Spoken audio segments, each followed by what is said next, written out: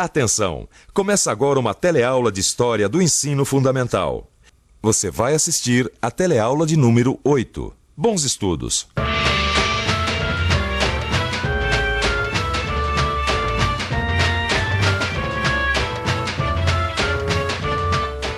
Nas aulas anteriores, a gente viu como era a vida dos escravos no campo. Mas não era só na zona rural que existiam escravos na época do Brasil colônia. Eles também estavam presentes nas cidades daquela época. Mas como será que eram essas cidades? E de que forma os escravos viviam nelas? Pois é justamente sobre isso que nós vamos falar na aula de hoje. Vamos lá?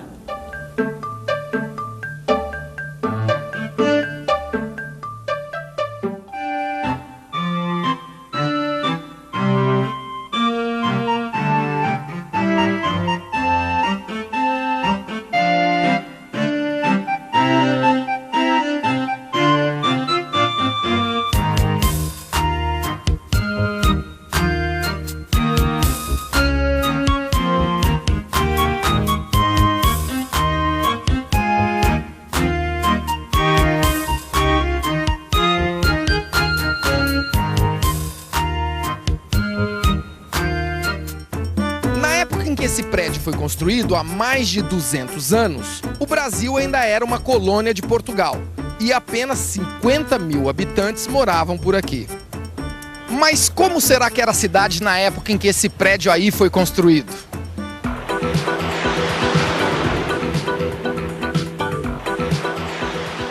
Bem, como a gente viu nas aulas anteriores, a economia do Brasil colônia deu seus primeiros passos no campo, na zona rural. Mas não bastava apenas plantar, era preciso exportar a cana. E é aí que entram as cidades, que além de escoar os produtos da colônia, ainda serviam como centros comerciais e sede dos poderes administrativos. Mas apesar da importância das cidades, a maioria das pessoas naquela época morava mesmo no campo.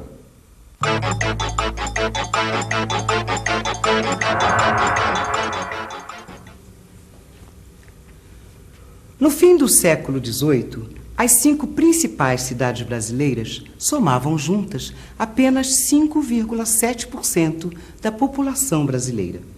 O Rio de Janeiro, sede do vice-reinado desde 1763 e por onde escoava toda a produção de ouro do país, possuía 50 mil habitantes. Já em Salvador, antiga capital colonial e importante centro de exportação do açúcar, viviam 45 mil pessoas. Abaixo delas vinham Recife, com 30 mil habitantes, São Luís do Maranhão, com 22 mil, e São Paulo, com 15.500 habitantes. Mas foi em Minas Gerais, na região mineradora, que surgiu a primeira rede urbana no Brasil colônia. Estamos na cidade de Ouro Preto, dentro de uma liteira. Quando os portugueses descobriram ouro aqui nas Minas Gerais no começo do século XVIII, eram em liteiras como essa que os ricos e abonados se transportavam pelas cidades. Vila Rica, hoje Ouro Preto, era a mais importante das cidades mineiras, mas não era a única. Mariana, Sabará, Caeté, São João del Rei, eram muitos os núcleos urbanos que foram se formando a partir da descoberta do ouro. Pela primeira vez, o Brasil colonial via surgir uma rede urbana claramente diferenciada. Foram em cidades como essas que foram feitas as primeiras tentativas revolucionárias de luta anticolonial, as mobilizações pela independência e as grandes insurreições de escravos. Nessas cidades, os escravos conseguiram, de alguma forma, se integrar à vida urbana. Mas que integração era essa? O que será que os escravos faziam nas cidades coloniais? Quer saber? Então não saia daí que a gente vai voltar para o Rio de Janeiro para entender um pouco mais dessa história.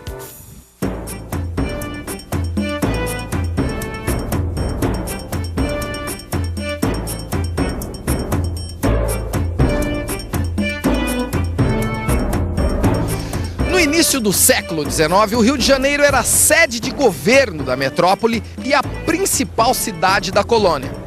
Sua importância administrativa e comercial acabou favorecendo o crescimento de atividades mercantis, prestadoras de serviços e até mesmo manufatureiras. Naquela época, o Rio de Janeiro tinha a maior população de escravos urbanos das Américas. Só para você ter uma ideia, em 1821 havia cerca de 40 mil escravos numa população de 86 mil habitantes. Bom, eu não queria entrar nessa aula, mas eu já vi que essa história está precisando de um detetive. Afinal, ninguém aqui se perguntou uma coisa fundamental. Qual era a dos portugueses? O que é que eles queriam ao fundar cidades no interior do Brasil? Você já parou para pensar nisso? Eu andei investigando o assunto e descobri umas coisas muito interessantes. Por exemplo, a fundação de cidades no Brasil fazia parte de uma estratégia dos portugueses.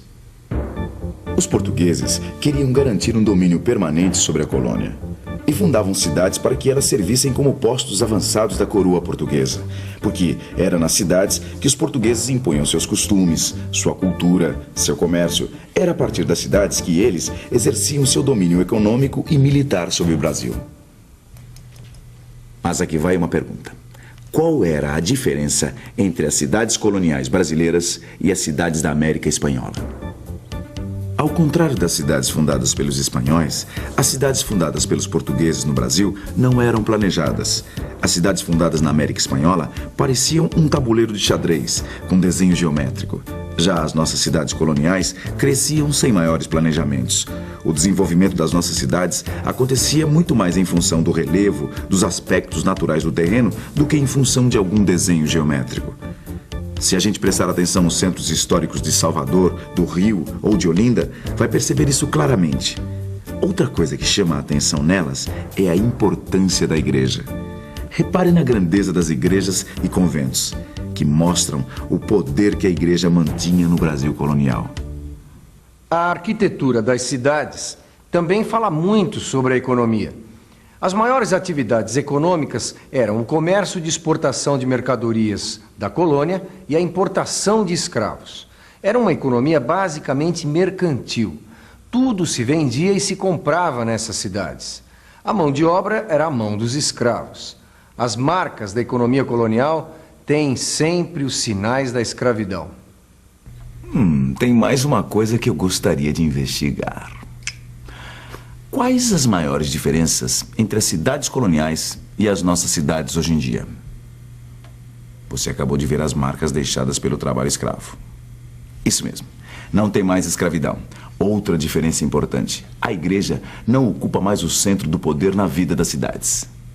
E o que mais? As belas fortalezas das cidades coloniais. Hoje, nenhuma cidade brasileira é protegida por fortificações.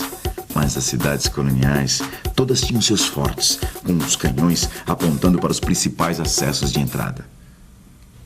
Você que é operário deve ter atentado para um detalhe fundamental. As cidades coloniais não tinham indústrias, como quase todas as cidades brasileiras de hoje em dia. Assim como não tinham a maioria dos equipamentos da era industrial, como água tratada, esgotos e, é claro, rede de energia. Bem, para que você tenha uma ideia clara das semelhanças e diferenças entre as cidades coloniais e as atuais, guarde bem esses aspectos. Nas cidades coloniais, todos iam a uma igreja católica diariamente. Hoje existem muitas igrejas, muitas religiões e hábitos muito diferentes de frequência. As cidades coloniais eram fortificadas, as atuais não são. O porto era o principal local de entrada e saída de pessoas e mercadorias. Hoje, ele divide seu espaço com os meios de transporte aéreos e terrestres. No lugar das câmaras e cadeias do antigo poder lusitano, nós temos as prefeituras, os governos de estado, as delegacias e os fóruns. E no lugar do predomínio do comércio, temos indústria, comércio, livre iniciativa e serviços. Como você pode perceber, não é preciso ser economista e nem detetive para concluir que ainda hoje as marcas do passado se confundem com as do presente. A realidade brasileira é uma mistura do que nós fomos, com o que nós somos agora e ainda com o que nós queremos ser no futuro. Como você pôde perceber, as cidades brasileiras nos deixaram uma herança cultural riquíssima, especialmente um estilo chamado barroco colonial brasileiro. que nós podemos ver até hoje nas igrejas mais antigas, como as de Minas e as da Bahia, e nas famosas obras do escultor e arquiteto mineiro Aleijadinho. E o interessante nas obras de arquitetura do nosso barroco colonial é que elas eram adaptadas ao nosso clima tropical. E esse é um patrimônio que nós devemos preservar para manter viva a nossa memória, a nossa identidade cultural. Até porque a melhor maneira de aprender história é estudando o lugar onde a gente vive, a nossa própria cidade. E nas cidades, cada vez mais existem bens tombados, ou seja, edifícios históricos, parques e monumentos que têm sua preservação garantida pela lei. É uma maneira de garantir a nossa memória e de você aprender mais sobre a sua história. Atenção, se liga aí que é hora da revisão. Na aula de hoje, a gente viu como eram as cidades brasileiras na época colonial, como era a vida dos escravos nessas cidades e as transformações urbanas que aconteceram até hoje.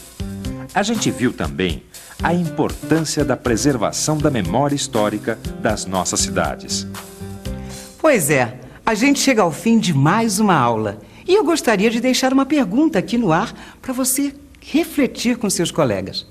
Quais são os aspectos econômicos, sociais e políticos que diferenciaram as cidades na ordem escravista? Como no Brasil colonial, cidade e escravidão conviviam? Calma, não precisa responder agora, mesmo porque o programa já está terminando.